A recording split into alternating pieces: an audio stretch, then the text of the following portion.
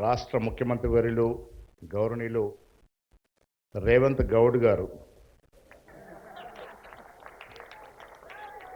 ఎందుకంటా ఉన్నానన్న మాట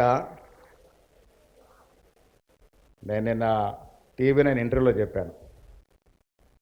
రేవంత్ రెడ్డి గారిని రెడ్డిగా కాదు, ఒక బీసీ నేతగానే చూస్తూ ఉన్నాం మేము.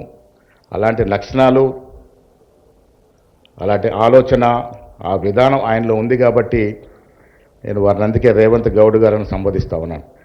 పెద్దలు గౌరవనీయులు బట్టి విక్రమార్క గారు, గౌరవనీయులు కేశవరావు గారు, మంత్రివర్యులు మా ముదిరాజ్ బిడ్డ సిఆర్ గారు, నిరంజన్ గారు, మరో మంత్రివర్యులు లక్ష్మణ్ గారు, గాజుల శ్రీనివాస్ గౌడ్ గారు, మేయర్ విజయలక్ష్మి గారు, గౌరవనీయులు పొన్నం ప్రభాకర్ గారు, శ్రీకాంత్ గారు, మధు యాష్ గారు, శాసనసభ్యులు శామ్యుల్ గారు, మా శంకరయ్య గారు, మహిళా చైర్పర్సన్ శారద గారు.